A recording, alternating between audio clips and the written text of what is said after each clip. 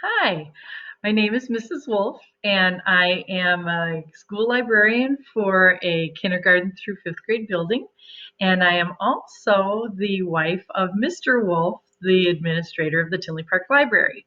I'm here today as a guest reader to read you the book called Rechenka's Eggs. Not only did I choose this book because I love the author Patricia Polacco, it's also a great springtime story about hope and hanging in there. And I also chose it because I collect Ukrainian eggs like are shown in the picture. Look it up later. Ukrainian eggs, or they are also called Pisanki eggs. Let me show you a few of my collection. This one is made out of a chicken egg. They use special dyes and wax resist to do the patterns. They can also be made out of goose eggs. This one's big. And I also have a teeny tiny one that's made out of a quail egg. So I hope that not only do you enjoy the story, but maybe you'll look up Pisanki eggs and learn something new. Here we go. Rechenka's Eggs, written by Patricia Polacco. Rechenka's Eggs, written and illustrated by Patricia Polacco.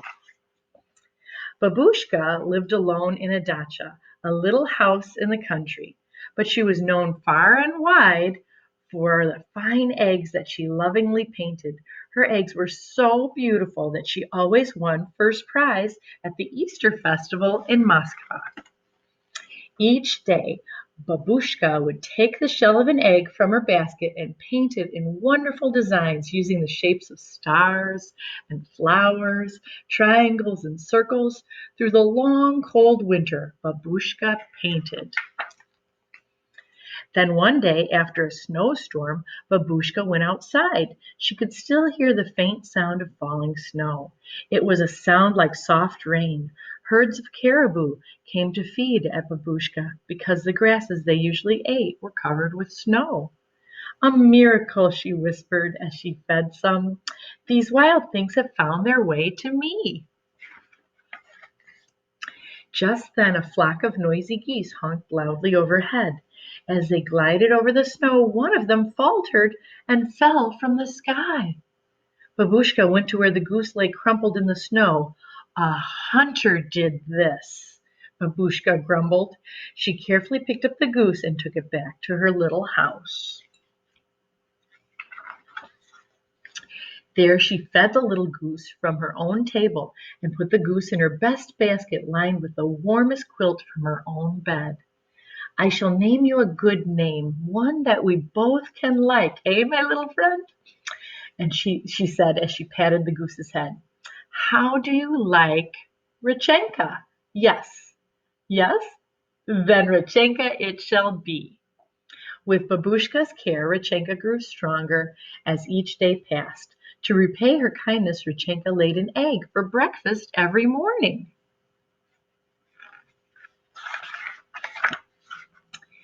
As Rechenka got better, she waddled around the little house, exploring every nook, cupboard, and corner.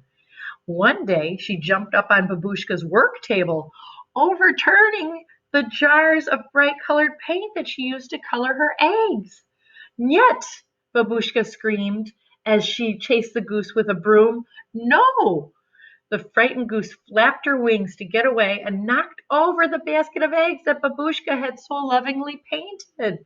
The eggs crashed onto the floor and shattered into a million pieces. They were both very sad. There was no reason now for Babushka to go to the festival. The next morning, Babushka slowly got out of bed and trundled over to Rechenka's basket to get her morning egg. But when she reached into the middle of the quilt, she picked out the most brilliantly colored egg that she had ever seen. "A miracle," Babushka whispered. "A miracle."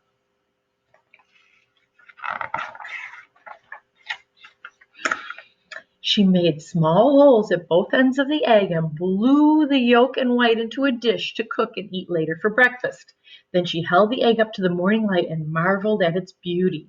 And I don't know if you could see it on my eggs. No, you can't very well see it.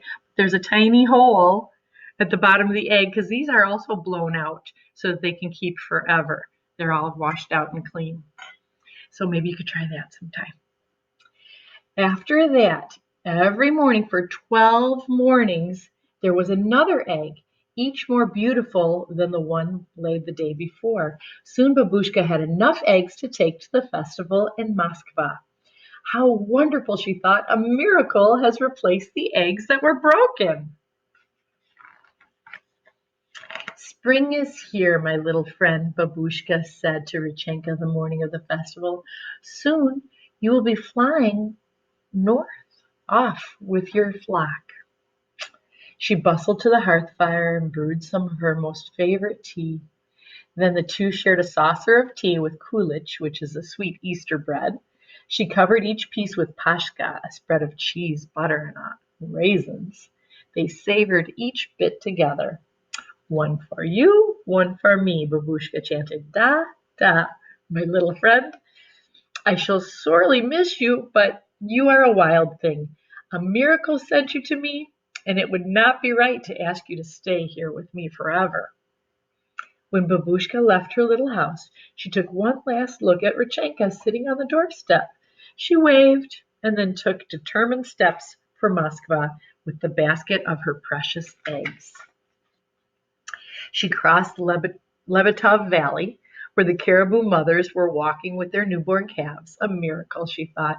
New little lives, a miracle. She crossed the bridge over the Moskva River, and soon she could see the onion domes of old Moskva.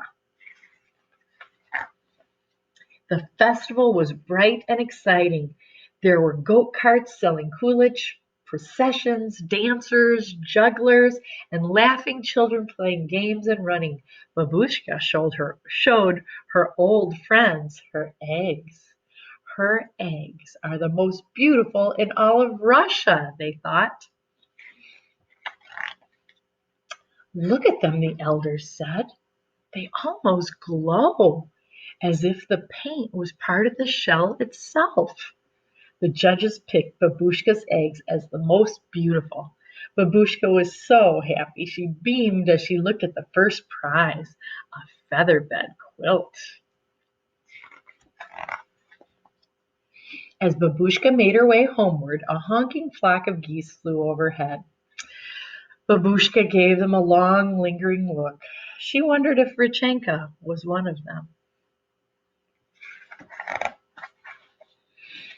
When Babushka arrived at her home that evening, Rechenka was gone. Alone, she put the new quilt on her little bed. She brewed a cup of tea, and she ate the last of the kulich and the pashka. She got into bed with her favorite book of poems and drifted off to sleep. She hadn't noticed Rechenka's basket. Do you guys notice something?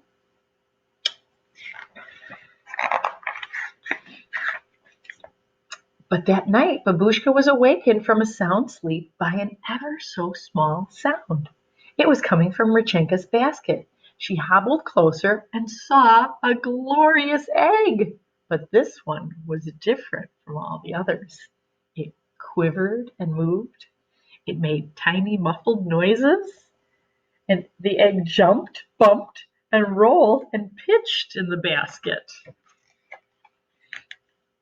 Then there was a crack, and Babushka could see the very special gift that Rechenka had left for her.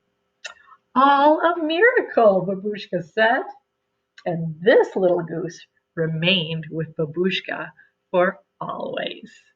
That's the end of the book, Rechenka's Eggs by Patricia Polacco. I hope you enjoyed it. Please stay tuned to the Tinley Park websites. We're going to have some more books ahead. Keep listening, keep reading. Take care. Bye-bye.